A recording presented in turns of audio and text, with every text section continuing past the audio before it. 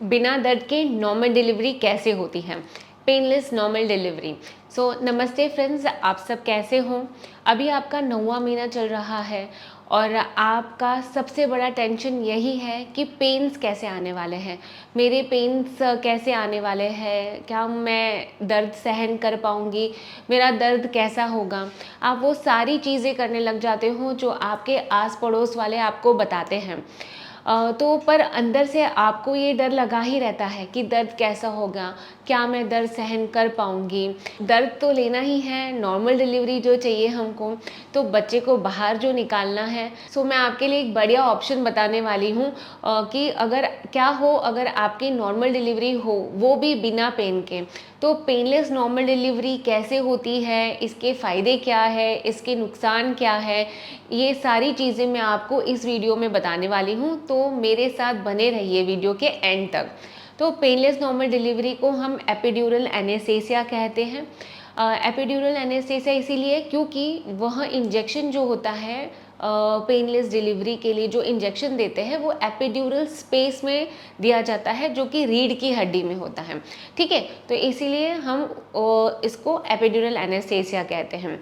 तो इसके लिए आपको सबसे पहले तो आपके डॉक्टर से जैसे ही आपका 9वां महीना लगता है, आपको आपके डॉक्टर से इसको सलाह लेनी है। यानी कि आपके डॉक्टर ने अगर फिटनेस दिया है एपिड्यूरल लेने के लिए, तभी आप ये एपिड्यूरल एनेस्थीसिया ले सकते हो। तो जैसे ही आपका 9वां महीना लगता है, आप अपने डॉक्टर के साथ ये चीज़ के बारे में डिस्कस कर सकते हो कि आपको पेनलेस डिलीवरी का ऑप्शन चाहिए।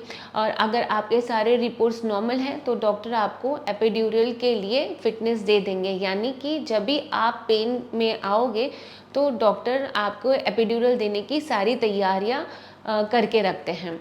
तो इस प्रोसीजर में जब आप एक्टिव पेन में आते हो तो आपको एक छोटी सी सुई आपके पीठ के निचले हिस्से में दी जाती है।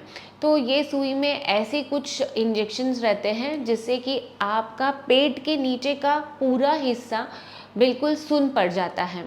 ये पूरी तरह से सुन्न नहीं होता है, कुछ कुछ केसेस में थोड़े थोड़े दर्द आपको पता चलते हैं, लेकिन मैक्सिमम ऑफ द टाइम्स आपको जो पेट के नीचे का हिस्सा है वो सुन्न हो जाता है।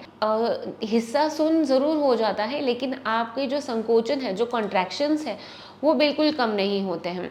तो जैसे ही आपको कॉन्ट्रैक्शंस आते हैं, डॉक्टर आपको बताएंगे कि आपको कब नीचे पुश करना है, क्योंकि कॉन्ट्रैक्शंस आपको समझ में नहीं आएंगे लेकिन ऊपर से फील होते हैं, डॉक्टर को समझ में आते हैं। तो जैसे कॉन्ट्रैक्शंस आते हैं, आपको नीचे पुश करना है।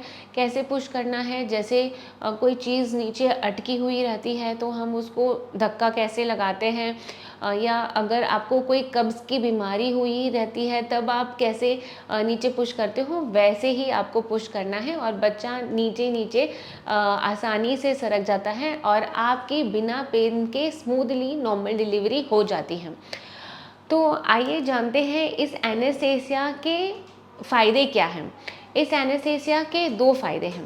पहले तो अगर आपका बच्चा नीचे अटक रहा है तो इससे क्या होता है कि डॉक्टर आसानी से नीचे की जगह पे चीरा लगा सकते हैं, यानी कि एपिजियोटॉमी दे सकते हैं और कोई साधन इस्तेमाल कर सकते हैं, यानी वैक्यूम या फॉर्सेप्स भी लगा सकते हैं। ये भी बिना पेन के हो जाता है क्योंकि हमने एपिड्यूरल से नीचे का हिस्सा तो सुन्न किया हुआ ही है।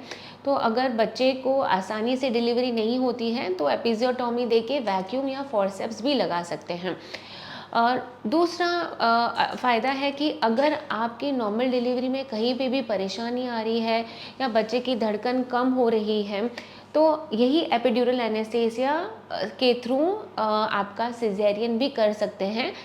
इसके लिए अलग से कोई भी एनेस्थीसिया देने की ज़रूरत नहीं होती है। जहाँ से एपिड्यूरल दिया है वहीं से इंजेक्शन दे देते हैं और वही रास्ते से आपका फिर सिजेरियन डिलीवरी भी आसानी से हो जाती है। तो अब आप पूछेंगे क्या ये इंजेक्शन सेफ़ है? तो मैं आपको ये बताना चाहती हूँ कि ये इंजेक्शन आपके लिए और आपके बेबी के लिए बिल्कुल सेफ़ है। ये इंजेक्शन से बेबी पे कोई असर नहीं होता है और एक बार ये इंजेक्शन दिया है तो इसका 6 से 8 घंटे में असर चला जाता है। तो बेसिकली इसके कोई साइड इफ़ेक्ट्स नहीं होते हैं। तो अगर आपका भी 9वां महीना चल रहा है और आपको पेन से डर लग रहा है, तो आप अभी अपने डॉक्टर के पास जाइए और पेनलेस डिलीवरी के बारे में बिल्कुल डिस्कस कीजिए। उम्मीद है आपको मेरा ये वीडियो बिल्कुल अच्छा लगा होगा और काफ़ी जानकारी मिली होगी आपको पेनलेस डिलीवरी के बारे में। सो पेनलेस डिलीवरी से जुड़े कोई भी परेशानियों के लिए आप मुझे नीचे कमेंट में ज़रूर पूछ सकते हैं। और मेरा वीडियो अगर आपको पसंद आया है तो आपके फ्रेंड्स के साथ मेरा ये वीडियो ज़रूर शेयर कीजिए। Thank you.